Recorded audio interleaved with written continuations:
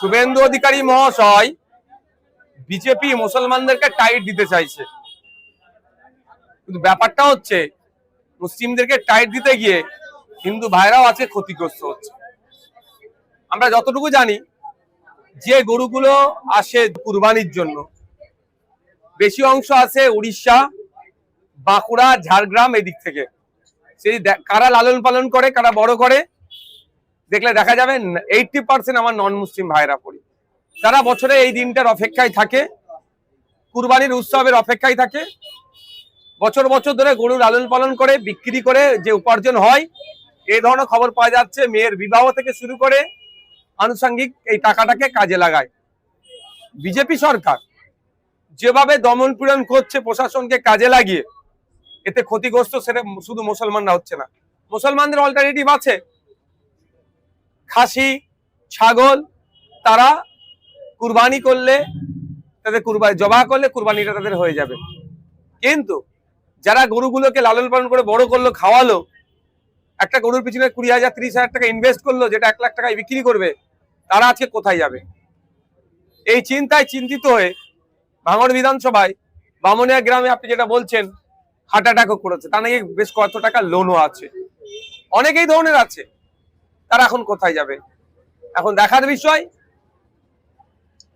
যে 1950 সালে যে আইন আছে, সেই আইনের 12 নম্বর ধারাটাকে উল্লেখ করে রাজ্য সরকার ছাড় দেয় কি দেয় না, সেই মর্মে আমি দ্বারস্থ হচ্ছি তাদের কাছে হব। আমি আশা করব সেটা ছাড় দেবে। মানুষের রুজি রুটি এখানে যুক্ত আছে। প্রায় 2 থেকে 250 কোটি টাকার একটা আরো উপরে হবে একটা বিজনেস, যার 70% কিন্তু কন্ট্রোল করতো আমার হিন্দু সমাজের ভাইরা। আচ্ছা, তারা এখানে আক্রান্ত হচ্ছে, তারা ব্যবসায়িক ভাবে লসে রান করছে। 1950 সালের আইন আছে, দেখুন, বরঞ্চ প্রশ্ন করুন 15 বছরের দিদি, তার আগে সরকারগুলো কেন এগুলোকে অ্যামেন্ডমেন্ট করেনি? এই আইনের অ্যামেন্ডমেন্ট করা যেত, ইচ্ছা করে করেনি। মুসলমানদেরকে শুধু ঝুলিয়ে রেখেছে, কাগজে কলমে মুসলমানদেরকে সঠিকরা হতে দেয়নি। হ্যাঁ, ডিস্টার্ব করেনি, আটকায়নি, ঠিক কথা, কিন্তু আইনটা 1950 সালের আইন, 2018 সালের এর উপর একটা মামলা হয়েছিল। প্রশ্ন এখানে করুন যে 15 বছর তোমরা সরকার চালালে এই আইনের সংশোধন করলে না কেন? বিজেপি সেই আইনটাকে একটু কঠোর ভাবে পালন করানো বলছে। ব্যাপারটা হচ্ছে কি জানেন, সব পাখি মাছ খাই, মাছরাঙার দোষ হয়। কোন সরকারি মুসলমানদের তারা দীর্ঘদিনের জন্য একটা ভালো জায়গা পেয়ে যায়, এটাই আমরা চাই। সেটা কিছুই করছে না। এবারে একদম মানে মাঠে মারা যাবে সব। অনেক টাকা দেনা, ঋণ নেওয়া ব্যাংকে থেকে, গোল্ড লোন থেকে, তারপরে হচ্ছে যে বাড়িতে অনেক বন্ধন অফিস টফিস সব আছে, সেই সব লোন আমি কোথায় শোধ করবো? গরু না বিক্রি হলে না খেতে পারবো, না ওদের খাওয়াতে পারবো, সবই বন্ধ হয়ে যাবে আমার। সরকারের কাছে কি চান? সরকারের কাছে চাই এবছরটা অন্তত আমাদের রেয়াই দিক, ছাড় দিক। পরের বছর থেকে আমরা ওরা বন্ধ করে দিক, আমাদের তাহলে আপত্তি নেই। আমরা খেটে নিজেরা খাবো, গরুগুলো তো তখন থাকবে না, তাদের বিক্রি করে দিলে আমাদের ঋণগুলো থেকে মুক্তি পাবো। তাহলে আমরা যা খাটবো তাতে আমাদের সংসার দিব্য চলে যাবে। আপনারা খাটালে কত গরু আছে? আমার এক্ষুনি 25টা গরু আছে। অত টাকা আমার এখন 20-25 লাখ টাকা দেনা, আমি কি করে দেবো অত টাকা দেনা? আমাদের মূলত জীবিকাটা কিসের উপর? এটাই, এইসব গরুর ব্যবসা, ছানা দুধ বিক্রি, এটাই আমাদের জীবিকা। এই গরু বিক্রি করি, 6 মাস বসে খায়। সেই হচ্ছে যে ভুসির দোকানেটাও দেনা হয়ে যায়, ঈদের পরে আমরা কুরবানির পরে সেই টাকাটা দিয়ে শোধ করে দিই। আমার কত টাকা ঋণ আছে? এবং যে দোকানে বললেন যে চিঠি এসেছে, হ্যাঁ 2.5 লাখ টাকা ভুসির দোকানে, 3 লাখ টাকা পাবে, 3.5 লাখ টাকা পাবে। হ্যাঁ, আরও দোকানে পাবে, পাউডারের ঘরে ওদের ওষুধ পালা লাগে, তাদের সব বাকি আছে, কি করে দেবো আমরা? এসব আমরা কোথাতে শোধ করবো? এই মানে জন খালে তো এসব তখন চলবে না, ওদের ওদের খাওয়াতে পারবো না, আমরা খেতে পারবো। হ্যাঁ, তাহলে আমরা চালাবো কি? সরকার একটা ব্যবস্থা করে দিই যারা আমরা এদের মানে বাঁচাতে পারি, বা যাই হোক সরকার দরকার পড়ে এদের কিনে নিক, ধান যেরকম কিনে নিচ্ছে এদের কিনে নিক, নিয়ে হচ্ছে যে এদের অন্য জায়গায় কী করবে করুক, আমরা বেচবো না করুক, আমাদের ঋণ থেকে মুক্তি, ঋণের একটা পরিমাণটা দিক, আমাদের এই ঋণ থেকে আমরা বাঁচি। আমরা 1-1.5 লাখ টাকা করে বেচি একটা গরু। হ্যাঁ, গরু হিসেবে দাম হয়। আমরা একটা গরু 70-80 হাজার 90 হাজারে কিনছি, তাহলে আমরা সেই দামে তো আবার বেচে আমরা মানে ঋণটা থেকে মুক্তি পাই। আবার নতুন করে গরু তুলি আবার নতুন করে বছর শুরু হয়, তাই সে তো একদমই কিছুই হবে না। তাহলে আমরা কী করে বাঁচবো, কী খাবো? কতজন আছে আমার ফ্যামিলি? 6-7 জন আছে। আমাদের স্বামী টামি তো পাগল হয়ে যাবে, দেনা দায়, নয় বাড়ি ছাড়তে হবে, নয় ওদের আত্মহত্যা করতে হবে। তখন এবারে আমরা আরও কী করবো? এই দায়টা কে নেবে? সরকার নেই। সরকার এসেছে ঠিক আছে, আমরা মানছি, ভালো খুবই, কিন্তু কিছুদিন অন্তত 2 মাস পরে তো এই নিয়মটা চালু করতে পারতো, তাহলে কারোর কোনো ক্ষতি হতো না। যে শাকসারের হাট দীর্ঘদিনের হাট, হাট একদম পুরো বন্ধ, শূন্য, যেখান থেকে লোক পাশ হতে পারে না, সেখান থেকে এখন হাহাকার করছে শাকসারে হাট। তাহলে মানুষ কি করে চলবে বা মাছ বিক্রি এর উপরে আমাদের এই ঘোষপাড়ায় অর্ধেক লোক করে খায়। কত লোক কাজ করে খায়, কেউ হাঁড়ি মেজে, কেউ ভুসি গোবর ফেলে, কেউ হচ্ছে যে দোয়াই করে এইসব করে খায়, কেউ খড় দিয়ে, কেউ কাঠ দিয়ে। তাহলে তাদেরও চলবে কী করে আর আমাদের চলবে কী করে? মাননীয় মুখ্যমন্ত্রী শুভেন্দু অধিকারীর উদ্দেশ্যে কিছু বলবেন? হ্যাঁ, তিনি চান, আমি চাই তিনি একটা ব্যবস্থা করুক আমাদের, না এই ঋণ থেকে আমাদের মুক্তি দিতেই তো হবে, নইলে আমরা ঋণের দায় মরতে হবে আমাদের।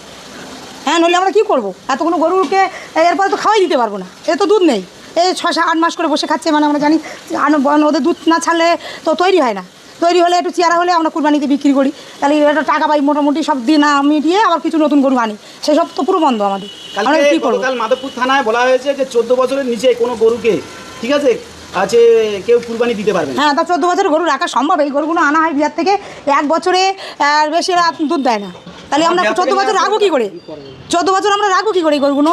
অতদিন আমরা কী করে খাবো? নিজেরা খাবো না ওদের খাওয়াবো?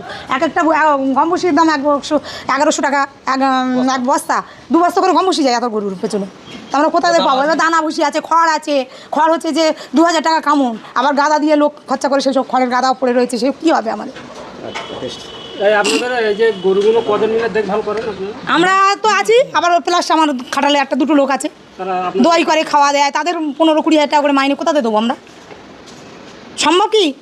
তাহলে এখন কি করুন বলে ভাবছেন? এখন সরকার কিছু করুক আমাদের বাঁচার জন্য, নইলে আমাদের তো মরতে হবে, নয় মরতে হবে, নয় দেশ ছেড়ে পালাতে হবে, ঝাঁপ একটা করতে হবে।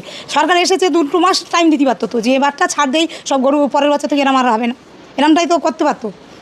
তারা যেহেতু বলছে যে গরু আমাদের মাথা হয়, হ্যাঁ ঠিক আছে, মাথা ঠিক আছে, তাহলে গরু তাহলে কোনো দিনই বেচো না, তাহলে ওরা নিয়ে যাক, নিয়ে গিয়ে আমাদের যে ঋণটা আছে দিয়ে যাক, মিটে যাবে সমস্যা আমাদের, আমরা কিছু চাই না। গরু ওরা নিয়ে কোথায় কী করবে করুক, ওরা হচ্ছে যে যেখানে কোনো আপত্তি নেই, কোথায় ওরা একটা জায়গাটা ওনাদের মাথার যেটা জায়গা করুক, আর আমাদের ঋণের বোঝা থেকে মুক্তি দিই। সরকার একদম এসে পরে সোজাসুজি পেট লাথি মারা, এটা কি ওনার উচিত হয়েছে?